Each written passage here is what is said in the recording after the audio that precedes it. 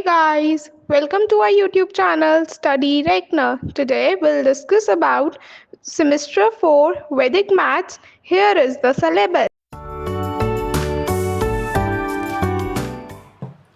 अब हम बात कर रहे हैं यूनिट नंबर 3 कॉम्प्लेक्स नंबर की। सबसे पहले ये बात जान लेते हैं कि कॉम्प्लेक्स नंबर क्या होते हैं।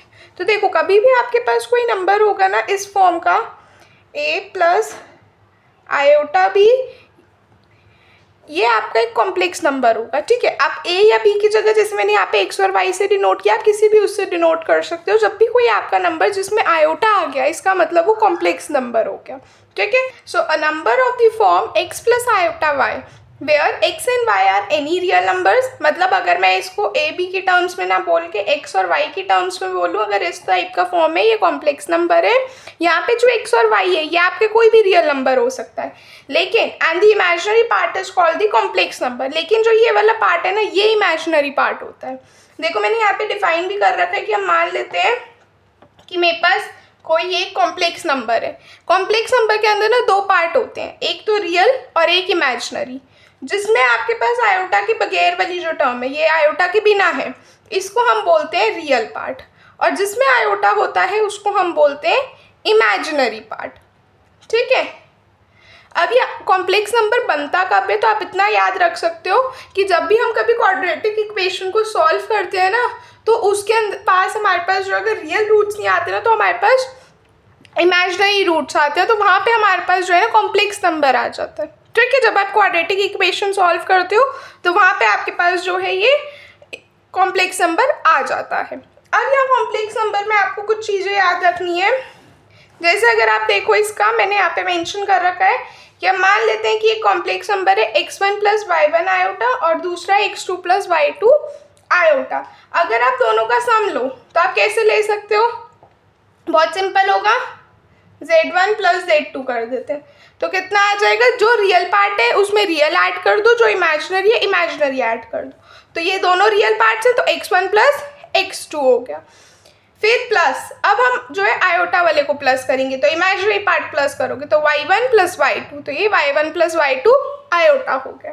ये नॉर्मल सम के लिए है, और डिफरेंस करना हो तो ऐसे ही हम माइनस कर देंगे, x1 minus x2 minus y1 minus y2। ठीक है, बस जो प्रोडक्ट वाला है ना, आइडली उसमें ये टर्म काम आती है, बट आपको इस पूरे प्रोसेस को याद रखने की ज़रूरत नहीं है। हम अभी एक मेथड सीखेंगे, हम उस मेथड से जो है अपना मल्टीप्लिकेशन करेंगे। ठीक है, अब यहाँ पे कुछ इंपॉर्टेंट रिमार्क्स हैं जो आपको पता होने चाहिए, जो हमारे आगे क्वेश्चंस में भी हमें हेल्प करेंगे।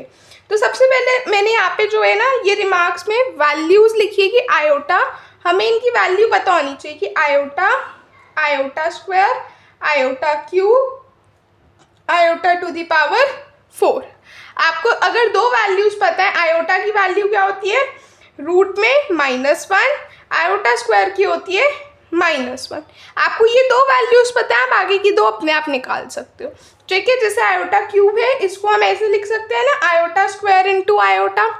आयोटा स्क्वायर की वैल्यू मुझे पता है -1 होती है, आयोटा की वैल्यू मुझे पता है रूट में -1 होता है। देखो, आयोटा स्क्वायर की वैल्यू हम -1 डालेंगे और आयोटा की वैल्यू हम एज इट इज रखेंगे। ठीक है, तो ये कितना आ जाएगा मेरे पास, minus iota. Iota to the power 4 को हम ऐसे लिख सकते हैं, iota square into iota square, क्या हो जाएगा, -1 इंटू -1, तो ये कितना आ गया, +1। ठीक है, तो मेरे पास जो है एक आंसर माइनस आयोटा आया, एक 1 आया, एक -1 है, एक रूट में -1। तो ये चार वैल्यूज मुझे याद रखनी है।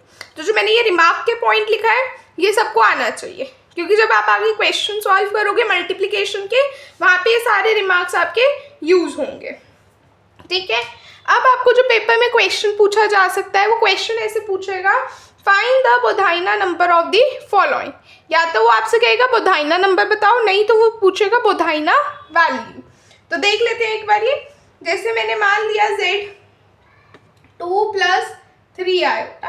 ठीक है, अब इसके अंदर जो है हम अपना रियल पार्ट बताएंगे। रियल पार्ट को हम ऐसे डिनोट करते हैं REZ, और इमेजिनरी पार्ट को हम ऐसे डिनोट करते हैं IMZ से।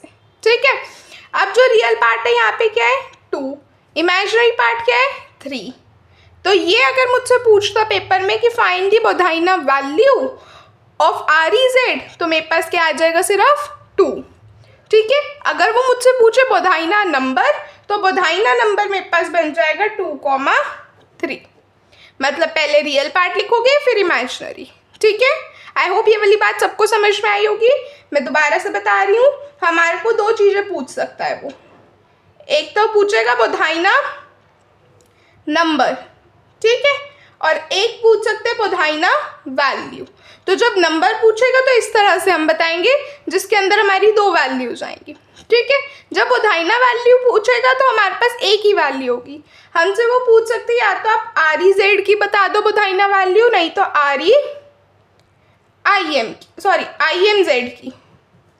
ठीक है, किसी भी एक की पूछ सकता है।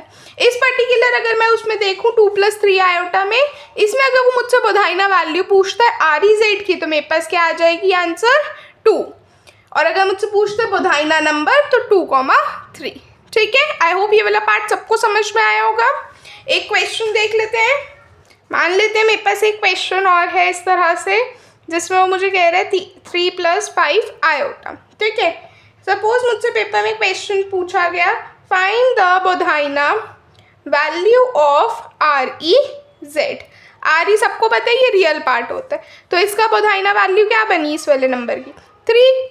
ऐसे ही अगर उसने मुझसे पूछ लिया कि आई एम जेड की बताओ, तो मैं बता सकती हूँ 5, क्योंकि आई एम जेड कुछ नहीं है बल्कि इमेजिनरी पार्ट को कहते हैं।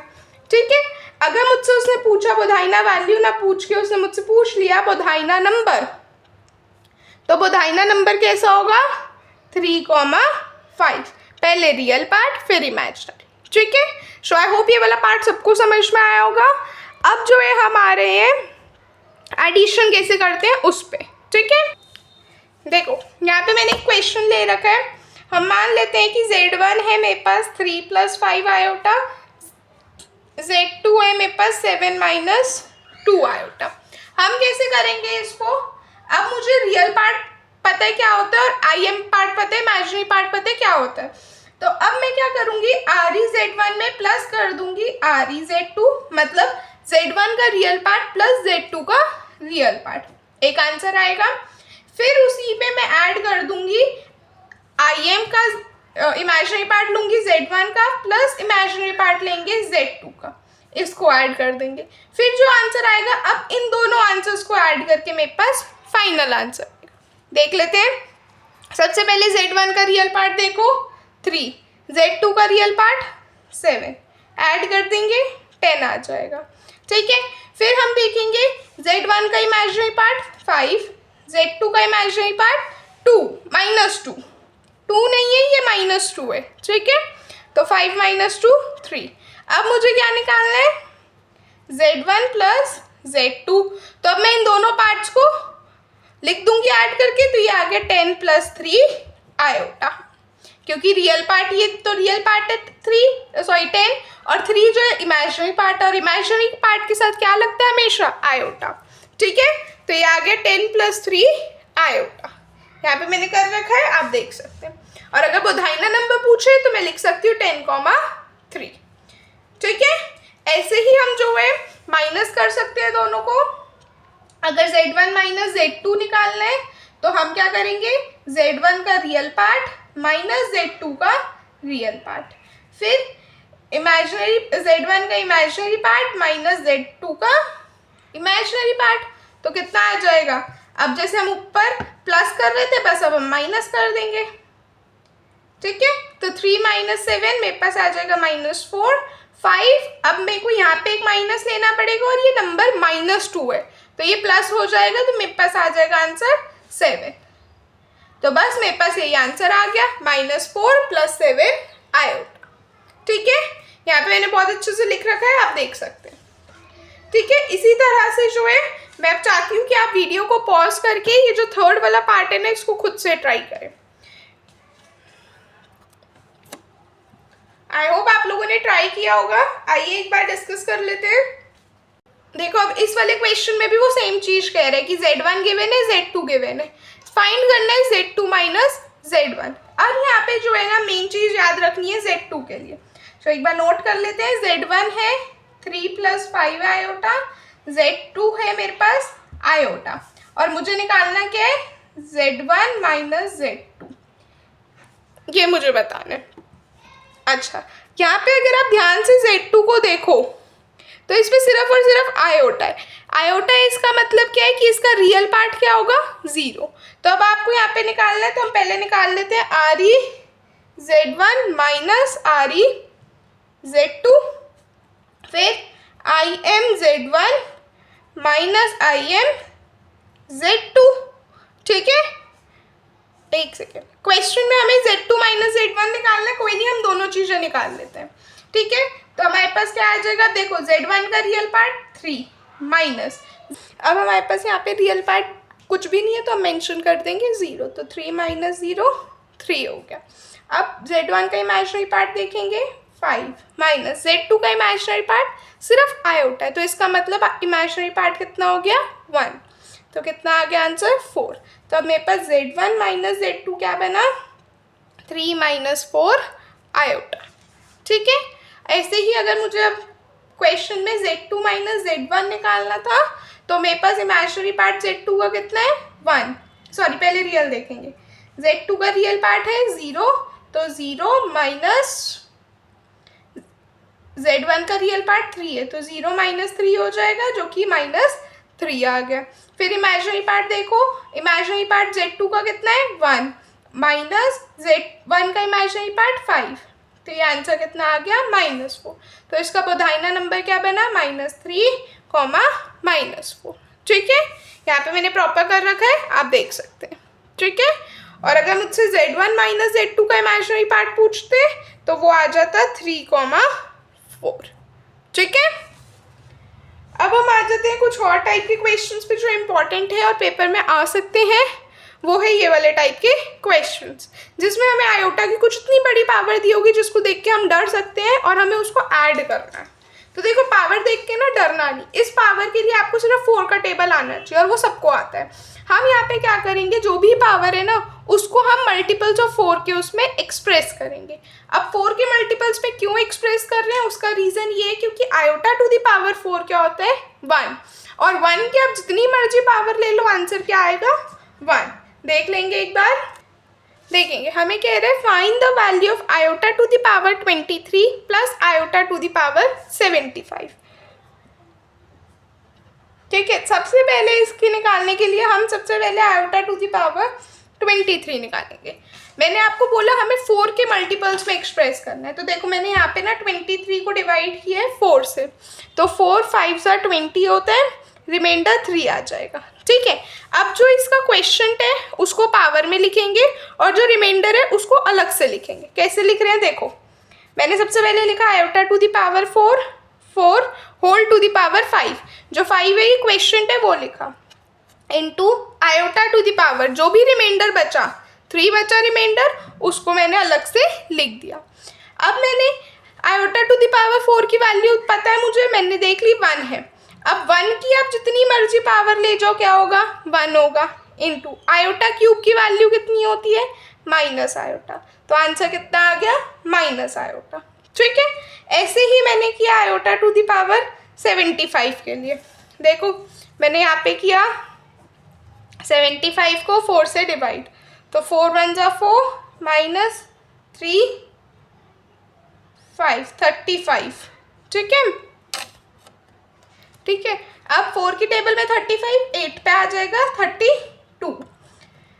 आंसर कितना आ गया 4, सॉरी रिमाइंडर 3 बचा, सॉरी 3 बचा रिमाइंडर। ठीक है, अब मैंने सेम काम यहीं पे किया, मैंने लिखा iota to the power 4 whole to the power 18। Question कितना था 18, तो मैंने उसकी पावर 18 ले लिया और जो रिमाइंडर था उसको मैंने अलग से लिख दिया, तो कितना आ गया आयोटा क्यूब। अब आयोटा टू द पावर 4 मुझे पता है 1 होता है, 1 टू द पावर 18 जितनी मर्जी पावर ले जाऊँ 1 ही रहेगा, इनटू आयोटा क्यूब की वैल्यू मुझे पता है माइनस आयोटा, तो मेरे पास आंसर कितना आ गया माइनस आयोटा। ठीक है, अब मुझे दोनों को ऐड करना है, तो मेरे पास आयोटा टू द पावर 23 की वैल्यू माइनस आयोटा आई, आयोटा टू द पावर 75 की वैल्यू क्या आई माइनस आयोटा, तो फाइनली आंसर क्या आ गया -2 आयोटा। ठीक है, यहाँ पे मैंने सॉल्व कर रखा है, आप देख सकते हैं। और मैंने यहाँ पे जो है रेड से इस चीज़ को हाईलाइट भी किया हुआ है कि आपको 4 के मल्टीपल्स में एक्सप्रेस करना है पावर को, इस चीज़ को नहीं भूलना, ठीक है। ऐसे ही देखो मेरे पास नेक्स्ट क्वेश्चन है, मैं चाहती हूँ वीडियो को पॉज करके ना ये वाला क्वेश्चन आप खुद से ट्राई करो। आपने ये क्वेश्चन कर लिया, आपको अपने आप सारे क्वेश्चंस हो जाएंगे। आई होप आपने क्वेश्चन ट्राई किया होगा। आइए डिस्कस कर लेते हैं। क्वेश्चन में है iota to the power 400 minus iota to the power 400 plus iota to the power 36 plus iota, ठीक है। अब देखो, देखते ही समझ में आ रहा है कि ये एक प्लस की वैल्यू और एक ये माइनस की, तो इसको तो हम वैसे ही कैंसिल कर सकते हैं, ये तो वैसे ही खत्म है। आयोटा टू द पावर 36 को आप 4 से डिवाइड करोगे तो मेरे पास क्वेश्चन 4 आएगा, रिमाइंडर 0 आएगा। और मैंने आपको बता रखा है कि किसी भी टर्म की पावर, किसी भी नंबर की पावर 0 होती है तो आंसर 1 होता है। यहाँ पे भी आयोटा टू द पावर 0 का आंसर क्या होगा, 1, और आयोटा टू द पावर 4 का आंसर क्या है, 1। तो 1 की जितनी मर्जी पावर लो 1 ही रहेगा, इंटू 1, तो आंसर कितना आ गया, 1। आयोटा की वैल्यू मुझे पता ही है, तो मेरे को ऐड करना है, तो 1 प्लस आयोटा जो है मेरे पास आंसर आ गया, ठीक है। ठीक है, यहाँ पे मैंने जो सॉल्व कर रखा है ना, एक चीज़ ध्यान रखना है, यहाँ पे आयोटा स्क्वायर के लिए मैंने सॉल्व किया हुआ है, बट अगर आप आयोटा की पावर 1 है उसके लिए सॉल्व करोगे तो 1 प्लस आयोटा आएगा। अगर यहीं पे क्वेश्चन में आयोटा स्क्वायर है तो ये क्या हो जाएगा, आयोटा स्क्वायर की वैल्यू मुझे पता है क्या होती है, -1, तो ये 1 -1 हो जाएगा जिसका आंसर 0 होगा, ठीक है। सो डरना नहीं, बस आपको अपनी वैल्यूज़ पता होनी चाहिए, ठीक है। नेक्स्ट क्वेश्चन पे आ जाते हैं। अब नेक्स्ट क्वेश्चन भी कुछ इसी तरह से है कि आयोटा टू द पावर 122, तो हमने 122 को 4 से डिवाइड किया तो आंसर क्वेश्चन 30 आया, उसको पावर में लिखा, जो रिमाइंडर आया उसको अलग से लिखा, फिर वैल्यू डाली, सॉल्व किया, आ गया, ठीक है। ऐसे ही मैंने सबके लिए किया है, फिर लास्ट में मैंने फाइनली सबको ऐड कर दिया। ऐड क्यों किया, क्योंकि यहाँ पे मुझे ऑपरेशन ऐड का गिवन है, ठीक है। आई होप ये वाला पार्ट सबको समझ में आया होगा। अब हम जो है एक इम्पॉर्टेंट टाइप का क्वेश्चन है, ये वाले टाइप का क्वेश्चन भी इम्पॉर्टेंट है, पेपर में आ सकता है। यहाँ पे अब हमारे पास वो क्या कह रहे हैं कि iota plus iota square plus iota cube plus iota to the power 4 and so on up till iota to the power 30। अब देखो हम 30 को ना 4 से डिवाइड करते हैं, मैंने डिवाइड किया, मुझे पता चल गया क्वेश्चन 7 है, रिमाइंडर 2 है, ठीक है। अब मैंने पहले इनकी वैल्यूज़ लिख लेते हैं। इन चारों की वैल्यूज़ मुझे पता है कितनी आएगी, बताओ। ये हो जाएगा iota plus -1 plus iota cube की value minus iota plus iota to the power 4 की वैल्यू 1। ये सारी टर्म्स कैंसिल हो जाएंगी आपस में, प्लस आयोटा से माइनस आयोटा और -1 से 1, ये कैंसिल हो जाएगा, 0 हो गया। जब मैंने 30 को 4 से डिवाइड किया, मैंने देखा 7 क्वेश्चन आ रहा है और 2 रिमाइंडर, मतलब 7 पेयर्स ऐसे होंगे जो 0 हो सकते हैं, 2 पेयर्स ऐसे होंगे लास्ट में जो 2 नंबर्स है ना वो बच जाएंगे। कौन कौन से, देखो ये सारे ऐसे करते करते अब कहाँ तक पहुँचेगा, 29 plus iota to the power 30, तो ये जो लास्ट के 2 नंबर्स है ना ये नहीं 0 होंगे, तो हम इसकी वैल्यू निकाल के इसको ऐड करेंगे। देखो आयोटा टू द पावर 29, इसको हम कैसे लिख सकते हैं, iota to the power 4 into 7, 4 7 ज़ा 28 इंटू 1, ऐसे लिख सकते हैं, यह आ जाएगा मेरे पास आयोटा। अच्छा जी, अब आयोटा टू द पावर 30 को लिख सकते हैं हम ऐसे, iota to the power 4 into 7, 4 7 ज़ा 28 इंटू आयोटा स्क्वायर। अब आयोटा स्क्वायर की वैल्यू -1, तो आयोटा -1 प्लस आयोटा आ गया। अब मुझे ऐड ही तो करना है सिर्फ, तो यहाँ पे मैंने ऐड कर दिया आयोटा प्लस -1, तो हम इसको ऐसे लिख सकते हैं ना, -1 प्लस आयोटा। इसी की अगर बोधाइना नंबर बताना हो तो क्या बनेगा, -1, ठीक है। आई होप सबको समझ में आया होगा। यहाँ पे मैंने प्रॉपर कर रखा है, आप देख सकते हैं, ठीक है। बस कुछ नहीं किया, आयोटा टू द पावर 29 को कैलकुलेट किया और आयोटा टू द पावर 30 को कैलकुलेट किया, ठीक है। लास्ट बात कर रहे हैं मल्टीप्लिकेशन के लिए। मल्टीप्लिकेशन बहुत सिंपल है, ध्यान से देखेंगे। देखो मेरे पास दो नंबर्स गिवन है, एक है 2 + 3 आयोटा और दूसरा है 5 - 7 आयोटा। मुझे निकालना है Z1 × Z2। हम क्या करेंगे, दो कॉलम्स बनाएंगे, एक तो REZ का और एक IMZ का, मतलब यहाँ पे रियल पार्ट, यहाँ पे इमेजिनरी पार्ट। लिख लेते हैं, पहले Z1 का लिखेंगे फिर Z2 का। उससे क्या आ जाएगा मेरे पास, Z1 × Z2। ठीक है।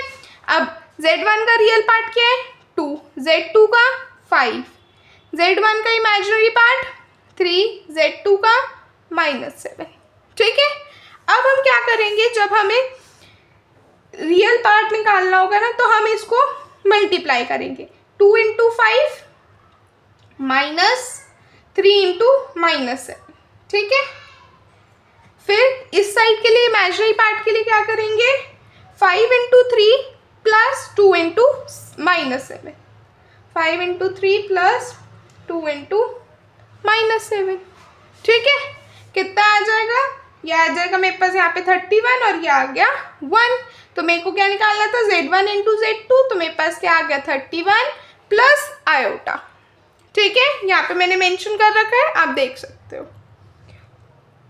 आई थिंक बहुत सिंपल सा है, सबको समझ में आ गया होगा।